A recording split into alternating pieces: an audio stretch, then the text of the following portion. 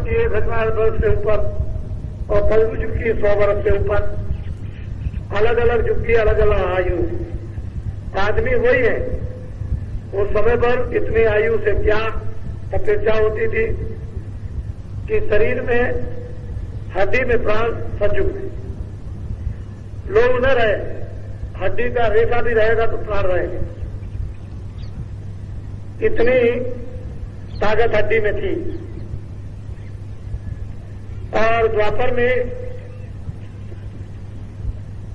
त्रेता में जब समय आया तो प्राण उस समय हाथी के समान ताकतवर, त्रेता में जो आया वो समय इन प्राणों की रक्षा का वो आ गया खून में। खून रहेगा तब तक प्राण रहेगा। द्वापर आया तो त्वचा में, और कलयुग आ गया तो भूख में। पेट में कुछ नहीं डालोगे खत्म, खून रह जाए इसकी कोई बात नहीं, लेकिन इसमें कुछ नहीं पड़ेगा, मर जाओ। तो अलग अलग उसके भोग थे, अलग अलग उसकी ताकत थी, अलग अलग उसकी क्रिया थी, योग की, आत्मा के जगाने की अलग अलग सब चीजें थी। अब कलयुग जब आया तो वो ताकत नहीं रह गई, वो क्रिया नहीं। द्वापर आया वो नहीं, त्रेता वो भी नहीं। कलयुग में अब तो प्राण जो है वो तो अन्न में है। अन्न मिलेगा तो प्राण रहेगा, नहीं तो कलयुग में प्रधानता अन्न की है। इसलिए अन्न को सेवन कर लो उतना जितनी जरूरत है, और जीवात्मा को उसी अन्न की रक्षा से जीवात्मा को जगा लो, बस इतना ही आपको। लेकिन जितनी जल्दी जीवात्मा कलयुग में जग जाएगी, और युगों में नहीं। और युगों को यह अधिकार नहीं था। कलयुग में जीवों को अधिकार बड़ा सरल मिल गया, बड़ा आसान मिल गया, बड़ा सीधा मिल गया। और चाहे जितना भी तुमने किया हो, पापों को भस्म करने का मिल गया। ये सब कुछ कलयुग में संतों को उस सत्पुरुष ने पूरे अधिकार दे रखे हैं। जरा से भी उनके अधिकार में कोई कमी नहीं। ऐसा समझिए कि उनके पास में समुद्र है, अगर वो भी कहे तो कुछ नहीं, पूरा अधिकार उनको दे रखा है इस कलयुग में। इसलिए उनकी कृपा और उनकी दया तिलमात्र, जर्रे मात्र भी अगर मिल जाए तो पलक के मारते इधर से उधर कुछ का कुछ हो जाओ। तो ये तो आपकी गति, ये तो ये पिंड, ये आंखों की हद तक, इसके आगे नहीं। अब जब सूरज यहां से जरा सा ऊपर वो खिसकी ऊपर, इस शरीर का भाग जब जीवात्मा के प्रकाश का खिंचकर आया तो ये सब उंगलियों की नसें चिटकती हैं। यानी उससे पूछो, जब जाने का होता है तो कहता है ये टूट गया, बर्दाश्त नहीं होता, इतना रोता है, इतना चिल्लाता है कि टूट रहा है, चट चट करता है। लकड़ी भी इतना आवाज नहीं करेगी जो उसको सुनाई देता, फिर ये चटकता, इधर से ये गांठें चट चट बोलती हैं, और ये लुंज हो जाता है क्योंकि नीचे से भात खिंचा। तो जब सूरज के प्रकाश का भात इधर नहीं रहेगा तो ये लुंज हो जाएगा। आपने देखा है जो बच्चे पोलियो हो जाता है तो नीचे प्रकाश काम नहीं करता नसों में, तो फिर वो कुछ नहीं है, इस तरह से हो जाता है। अगर नसों में प्रकाश सीधा जाने लगे तो वो खड़ा हो जाए और भागने लगे। तो जब भाग खिंचता है तो कुछ आप इस तरह ऊपर आएंगे तो यहाँ कमर ये टूट जाएगी, यहाँ से फिर नहीं उठ सकते, सीधे नहीं हो सकते, ये इधर से खिंचेगा। तो गुदा चक्र का भाग इंद्रिय द्वार में, इंद्रिय चक्र का भाग खिंचा तो नाभि कमल में, नाभि कमल का भाग खिंचा तो यहाँ हृदय में आता है। जब यहाँ आने लगा तो दिल धड़कने लगा और सुध-बुध विसरने लगी, क्योंकि मन बैठ करके यहाँ काम करता है और सूरत बैठ करके यहाँ काम करती है। तो दो प्रकार का मन है, एक तो पिंडी मन और एक ब्रह्मांडी मन।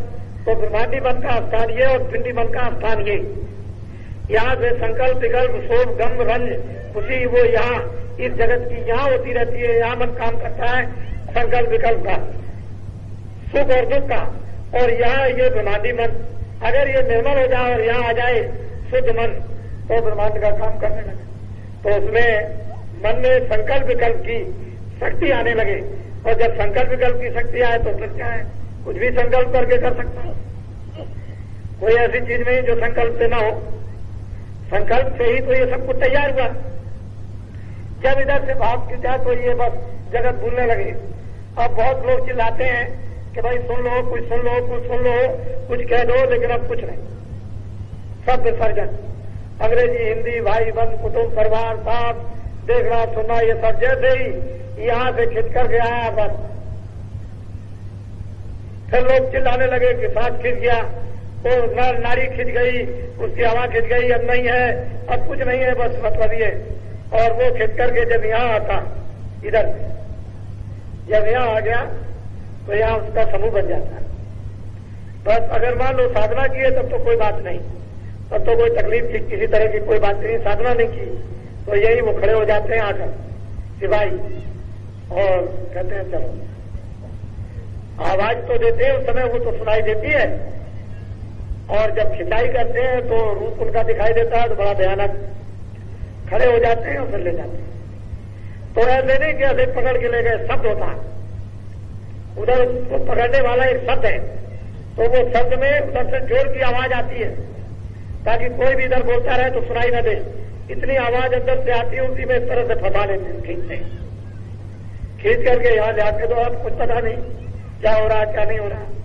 इतनी आवाज अंदर प्रकट हो जाती है, उनकी आवाज, कि आपको किसी की आवाज सुनाई नहीं देगी। चाहे जितना बोलते रहो तो कहते हैं बहरा हो गया।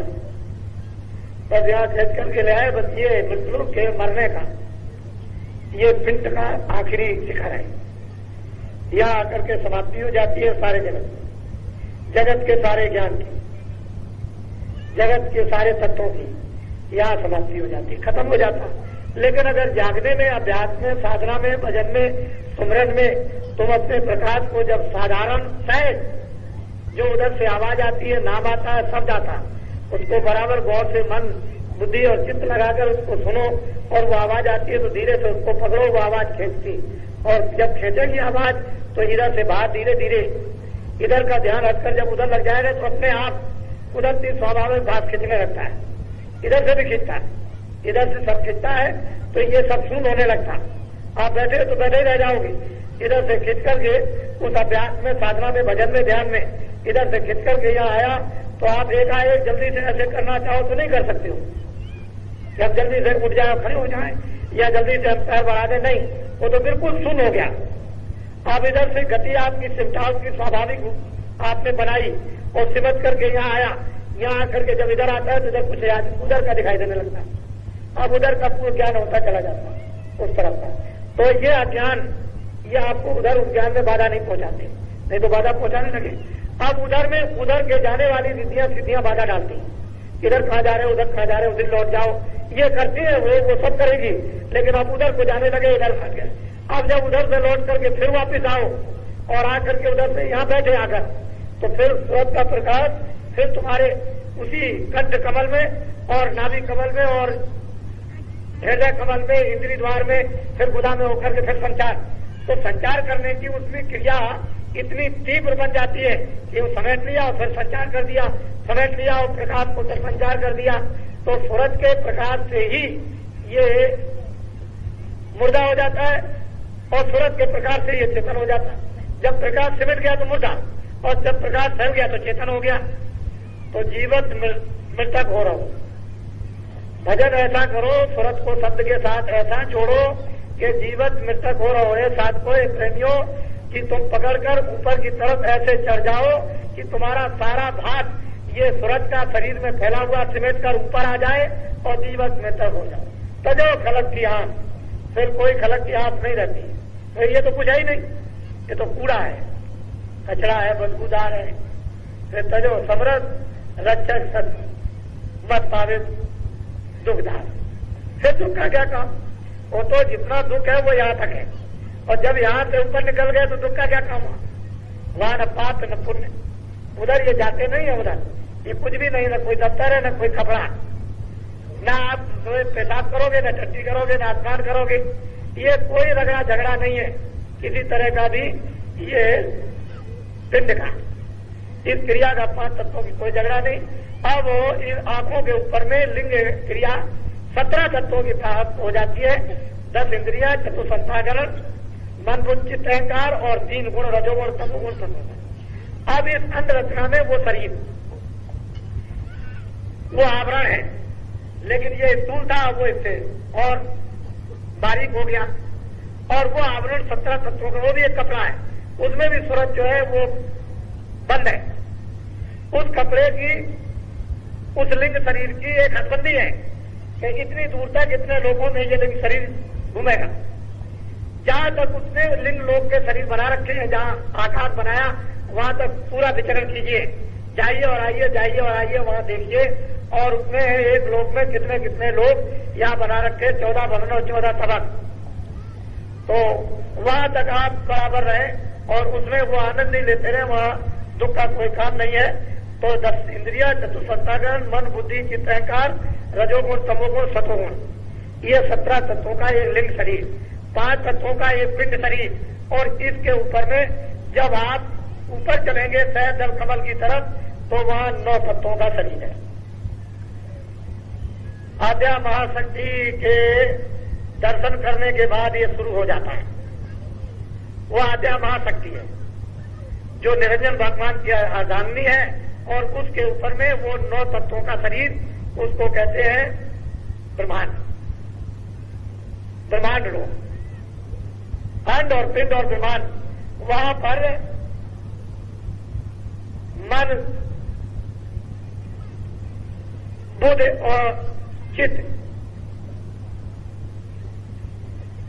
शब्द स्पर्श रूप रसगंध, मन बुद्धि चित्त और अहंकार, ये 9 तत्वों का शरीर, मन बुद्धि और चित्त और अहंकार और शब्द स्पर्श रूप रसगंध, ये 5 तत्वों का शरीर।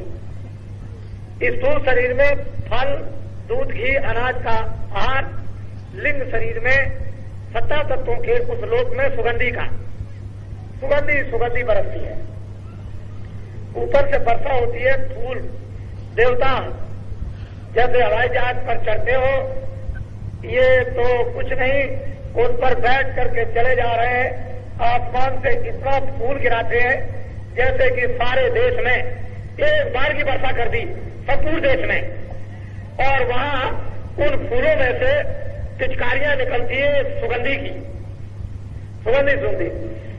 इस तरह से सूरज उस सुगंधी को लेती है, वो भोजन नहीं कर सकती है, दूध की सुगंधी। 17 तत्वों के शरीर में सुगंधी के आहार से जीवित रहते हैं सब। वहां सुगंधी वहां मिलना बंद हो जाए तो क्षणों में वहां कोई नहीं रह सकता। यहां भोजन बंद हो जाए तो आप नहीं रह सकते। इसके 9 तत्वों के शरीर में जब सहजल कमल में पहुंच जाएंगे और निरंजन भगवान का साक्षात, निरंजन भगवान के बीच में गुरु विराजमान है, क्योंकि वहां गुरु नहीं रहेंगे तो जाने नहीं देंगे, वहां गुरु मौजूद है। और रास्ता ऐसे किसी को देते नहीं है, और उन्होंने अपना मुखारबिंद बंद कर रखा। जब गुरु इधर से ले जाते हैं और कहते हैं दरवाजा खोल दीजिए, तो दरवाजा खोलते हैं वो। तो जब अंदर जाते हैं तो गोस्वामी जी महाराज कहते हैं, मोह विलोक राम मुस्काई, बेसत तुरंत गयो मुखवाई। उधर माज अंडज राया देखूं कहो ब्रह्मांड में खाया। उधर बहुत बहुत प्रकार के ब्रह्मांड दिखाई देते हैं। तो 9 तत्वों के शरीर में जो जीवात्मा बंद है, उसका एकमात्र आहार नूर, नूर कहते हैं प्रकाश। अब सुगंधी नहीं, सुगंधी से वो जीवित नहीं रहेगी, 9 तत्वों के शरीर में प्रकाश से जीवित रहेगी। ये भी छूट गया, स्थूल भोजन आदि भी छूट गए और सुगंधी भी छूट गई। अब उसके लिए सहजल कमल में नूर चाहिए, प्रकाश, रोशनी, लाइट।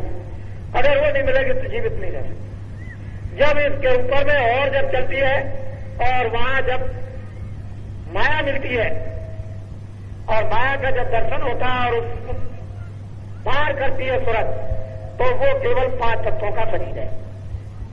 अब वहां पर मन नहीं है, बुद्धि नहीं है, चित्त नहीं है, अहंकार नहीं, रजोगुण नहीं, तमोगुण नहीं, सतोगुण नहीं, वहां पर काम क्रोध इत्यादि ये नहीं, और 10 इंद्रियां नहीं, और वहां पर जल पृथ्वी अग्नि वायु आकाश नहीं, क्या शब्द स्पर्श रूप रस, बस ये इस शरीर में जीवात्मा बनते हैं। अब ये भी भोजन गया, सुगंधी का भी गया, नूर का भी गया। अब 5 तत्वों के शरीर में जो सूरज जीवित रहेगी, उन ब्रह्मांडों में वो एकमात्र शब्द है। अगर शब्द नहीं मिलेगा, आवाज नहीं मिलेगी, साउंड नहीं मिलेगी, तो जीवित नहीं रह सकती। ये उसका जीने का भोजन है, उसको शब्द मिलना चाहिए। और वहां पर शब्द क्या हो रहा है, ये सब कुछ रचना तो शब्द ही की है। दूसरी जगह शब्द की तो कोई रचना हो ही नहीं सकती है। अब वहां पर जब माया के परे चले गए और त्रिकुटी में ब्रह्म का जब साक्षात्कार हुआ, तो सूरज उस खोल को भी उतार देती है। वो देखती है कि यही बैठ करके ये कपड़ा पहनाया गया था, शब्द स्पर्श रूप रसगंध का, इस कपड़े को इसमें बंद किया गया था। फिर नीचे 9 तत्वों के कपड़ों में बंद किया, उसके नीचे उतार दिया 17 तत्वों के कपड़ों में बंद किया, उसके नीचे उतार दिया इस स्थूल 5 तत्वों के कपड़ों में बंद कर दिया। अब जब उस कपड़े को उतार देती है तो बिल्कुल खड़ी हो जाती है। उस समय पर इस जीवात्मा का जो दोनों आंखों के पीछे बैठी है, जौहर का खेल, उसकी शक्ति का खेल, उसके विस्तार का खेल, उसकी ताकत का खेल खुल्लम खुल्ला तो जब दिखाई देता है। और जब उस पर चली गई तो गुणातीत हो गई। जब गुणातीत हो गई तो अब किसी भी गुणों में नहीं आ सकती।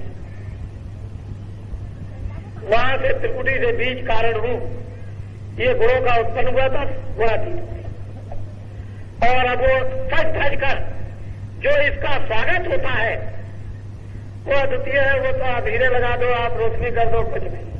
दिल भर भी, चर्रे भर भी यहाँ कुछ नहीं है जो इसका स्वागत होता है।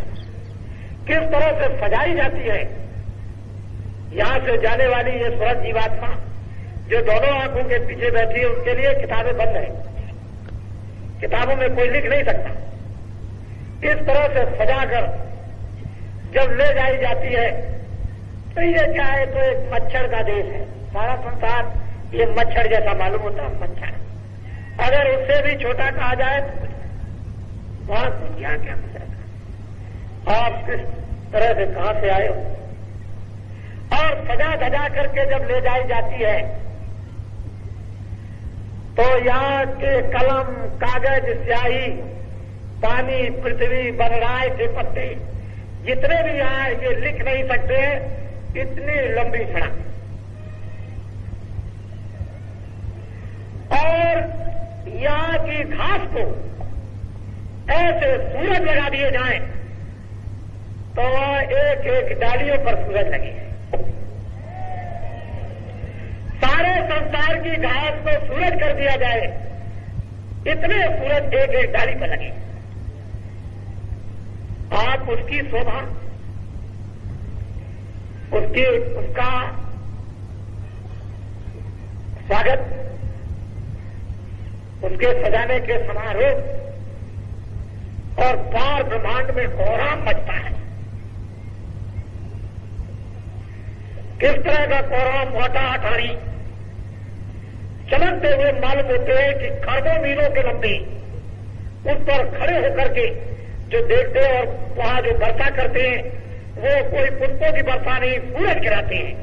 सूरज गिरते इस तरह से ऐसा स्वागत होता है। अरे तुम कहां पड़े हुए, तुमको क्या मालूम है कि बाबा जी क्या देने के लिए? तुमको तो बस यही दुनियादारी, बस दुनियादारी तुमको हमेशा नजर आई और कुछ नहीं तुमको कुछ मिला। हम तो कुछ और तरह से तुम्हें बैठा भूखे फुसला फुसलू कर किसी तरह से बड़ी मुश्किल से ला सके, और अभी वही समझते रहे। तो आप अभी सत्संग को जानते नहीं है, आपने कभी ये बातें सुनी नहीं है, सुनने का कभी आपको आभास भी नहीं हुआ था। ऐसी किस्मत और तकदीर में लोगों के आए नहीं था। लेकिन ये तो पूर्व महात्माओं के संस्कार, उनकी दया के डाले हुए बीज बोया हुआ वो काम कर रहा है,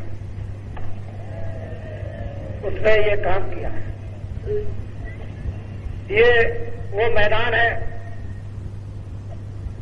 जहां प्रकृति अपना जलवा दिखा रही है और इस सृष्टि के भार को उतारने के लिए जब महायोगेश्वरों को आना पड़ता है तो गुणातीत के ऊपर प्रकृति लोक है, ऊपर में पुरुष है और नीचे प्रकृति। उस प्रकृति लोक से जो आत्माएं आती है वो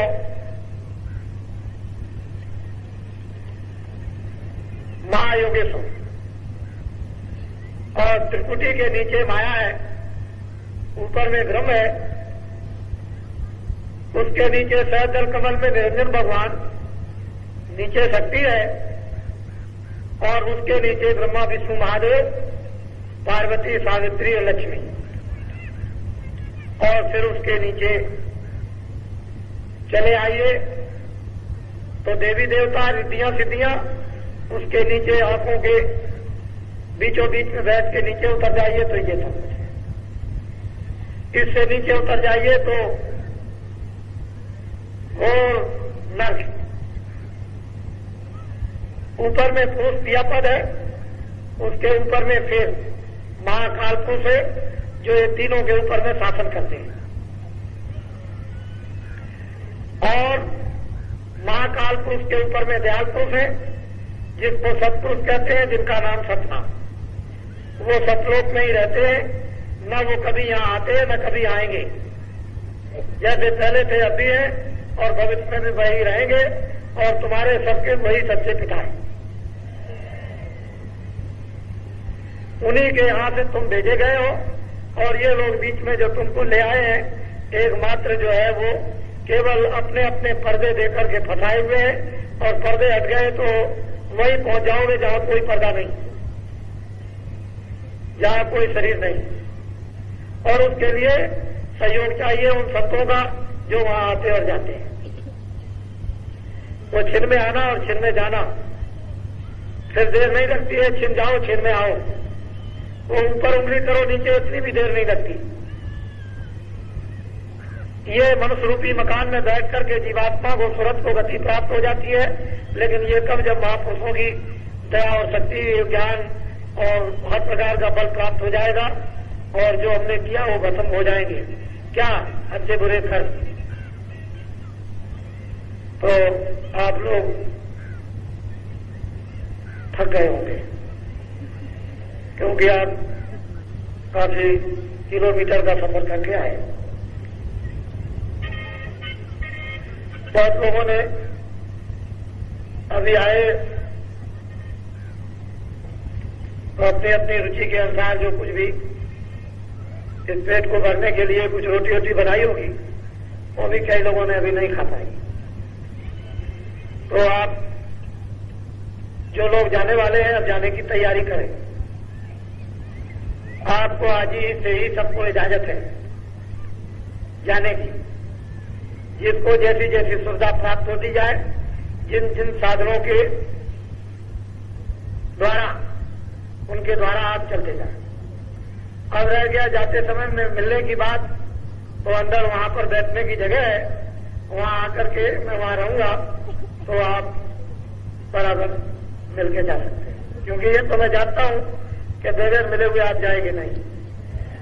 तो वहां आप जो जाने वाले होंगे वही मतलब ये है कि आते जाएं तो एकदम से सबको अवसर मिलता चला जाएगा। जो आज जाने वाले आज आ जाए, जो सुबह जाएंगे सुबह, या रात को जाएंगे रात को, या कल जाएंगे कल, लेकिन सत्संग कल भी होगा। जो अभी गाड़ियों से जाने के लिए तैयार हैं उनको इजाजत है, अपने अपने प्रांतों में क्षेत्रों में जाएं और काम करें, और बैठने की जरूरत नहीं है। और जो हमने काफिले की यात्रा में महाराष्ट्र में, गुजरात में, राजस्थान में, मध्य प्रदेश में जो नामदान दिया है, और जो लोग थोड़े बहुत सुमरन ध्यान भूल से या जान अनजान में ऊपर नीचे कर रहे हैं, लेकिन कर रहे हैं। कोई एक नाम लेता है, कोई कुछ करता है, कोई 2 मिनट करता है, कोई 4 मिनट करता है, लगे। और वो बीज बो दिया गया है, वो वक्त पर जब समय आएगा तो बीज जम जाएगा। आप लोग इसकी चिंता मत करें, कि मैंने तमिलनाडु में, आंध्रा में और केरल में और अभी मैंने इसी साल में आपके कर्नाटक में जो मेहनत की है वो मेरी मेहनत व्यर्थ चली जाएगी, ऐसा नहीं होता है।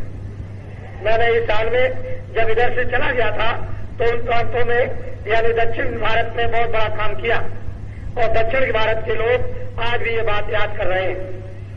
ऐसी बात नहीं है। पिछले काफले उत्तर प्रदेश में, फिर आपके इधर में गुजरात और महाराष्ट्र, मध्य प्रदेश में निकले थे और उन्होंने बहुत कुछ काम किया और जितनी भी बातें हैं वो सब की सब उनको याद है। जब वक्त समय आ जाएगा तो ये अंदर में भंडार होता है, समय आता है, सब चीजें जो की याद आती चली जाती, बनने वाला होना चाहिए। अब आप लोग अपनी अपनी जगह पर तैयारी बिल्कुल हर प्रकार की रखें कि समय पर आ जाए और मैं बता करके भी आऊंगा और अनजान में भी आऊंगा। ऐसा नहीं, मैं बता भी दूंगा और मैं कहीं कहीं नहीं भी बताऊंगा और ऐसे खड़ा हो जाऊंगा और मैं देखूंगा आकर के, मैं कुछ अनुभव करूंगा, कुछ आपको देखूंगा और समझूंगा और मैं सबसे मिलता हूं। ऐसी बात नहीं है।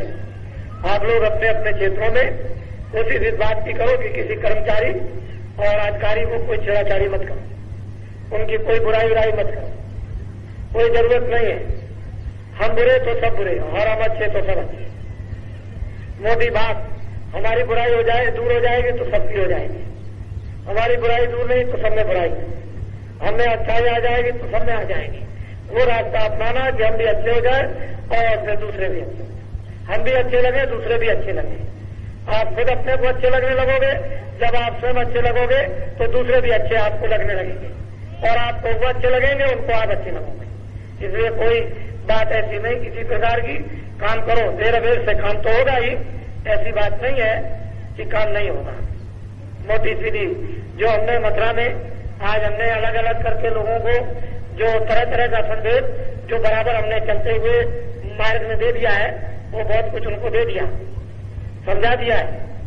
इसलिए ये बातें आपको जब तक हजम नहीं होती थी, जब तक आप उसकी कांक्षा नहीं करते थे, जब तक उसके लिए आप लालायत नहीं थे, जब तक आप में वो सजा नहीं आ रही थी, तब तक ये बातें आपके लिए ओझल थी। और जब वो चीज आप में आ जाएगी तो अभी आपके सामने आई जाती, तो सब आ जाएगी। ये जय गुरुदेव धर्म प्रचारक संस्था का ये धार्मिक नाम योग साधन का मेला है, का मेला, ये मंदिर है। इसमें आप इतने लोग आकर के विराजमान हो, ये मंदिर है। इस मंदिर की स्थापना बहुत पहले हो चुकी थी, ये नहीं, इसको आपको याद करना चाहिए कि इस मंदिर की स्थापना उधर 64 में हो गई थी और ये कार्यक्रम इधर 64 में ये होने लगा था और इतने दिनों से ये कार्यक्रम वहां होता चला आ रहा।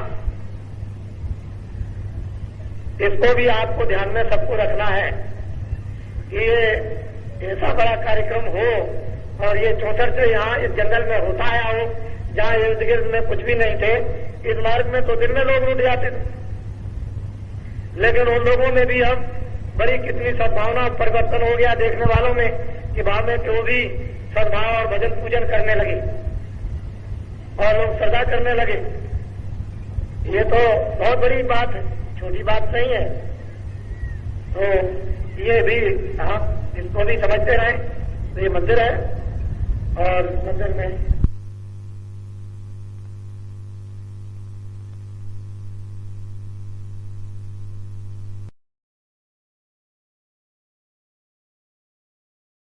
गुरुदेव नाम किसका